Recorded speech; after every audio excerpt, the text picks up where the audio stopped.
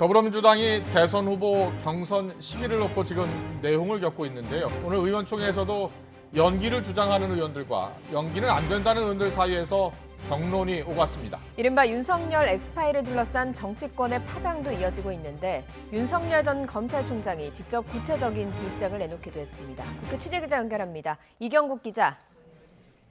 네, 국회입니다. 네, 그간 대권주자들 간의 신경전이 거셌죠. 자, 민주당 오늘 경선 연기 여부 결론이 내려지겠습니까?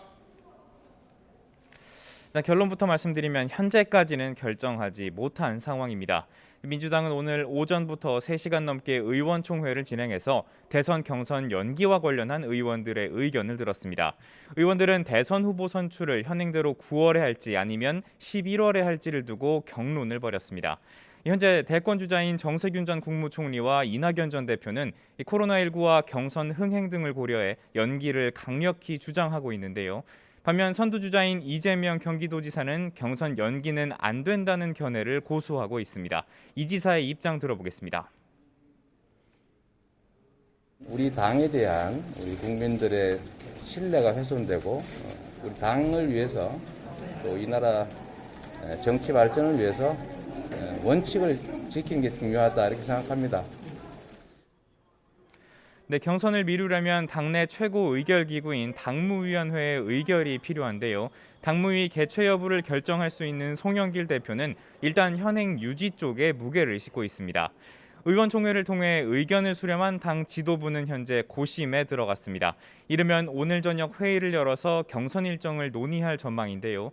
오늘 결론이 나올지는 여전히 미지수입니다. 다만 어떤 결론이 나든 반발이 예상되는 만큼 당내 균열이 빨라지고 대선 흥행에도 악영향을 주는 것 아니냐는 우려가 나오고 있습니다. 이와 별개로 오늘 의원총회에서는 부동산 의혹이 불거진 비례대표 윤미향, 양이원영 의원에 대한 출당 조치가 의결됐습니다. 네, 야권 상황도 짚어보죠. 이른바 윤석열 엑스파일 논란이 커지고 있는데요. 윤석열 전 검찰총장도 입장을 밝혔죠.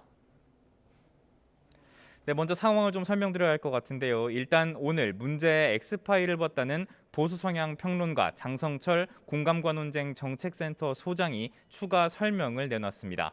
장 소장은 TBS 라디오에 나와 엑스파일 2개 버전 가운데 하나는 6월쯤 정치권에서 만들어졌고 다른 하나는 4월쯤 어떤 곳에 어떤 부서에서 만들었다는 얘기를 들었다고 밝혔습니다. 어떤 내용이 담겼는지에 대해서도 조금 더 자세히 밝혔는데요. 직접 들어보겠습니다. 거기 보니까 자금의 흐름 맥수 같은 게 있더라.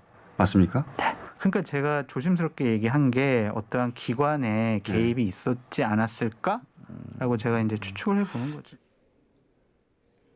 네, 윤석열 전 검찰총장 오늘 대변인을 통해서 구체적인 입장을 밝혔습니다. 윤 전 총장은 국민 앞에 나서는데 거리낄 것이 없다면서 괴문서로 정치 공작을 하는 대신 내용과 근거를 공개하라고 촉구했습니다. 만약 공기관이나 집권당이 개입했다면 명백한 불법 사찰이라는 점도 분명히 했습니다. 국민의힘 역시 사실상 마찬가지 입장인데요. 이준석 대표는 내용이 부정확하거나 의미 없을 것으로 본다고 강조했고 김기현 원내대표도 울산시장 선거 같은 정치 공작의 냄새가 물씬 풍긴다고 의심하기도 했습니다. 이 파일 공개를 두고 진실 공방까지 벌어졌습니다. 장 소장은 앞서 김재원 최고위원에게 문건 공유를 제안했다가 거절당했다고 주장했는데요. 김 최고위원은 오히려 자신이 문건 공유를 거절당했었다며 맞서는 상황입니다. 논란이 커지는 가운데 실제 파일의 내용이 공개되더라도 진위를 두고 논란과 공방이 불가피해 보이는 상황입니다. 네, 그리고 사흘간의 국회 대정부 질문 오늘부터 시작이 된 거죠? 네, 그렇습니다. 오후 2시부터 국무위원들을 상대로 한 정치, 외교, 통일, 안보 분야 질의가 진행이 되고 있습니다.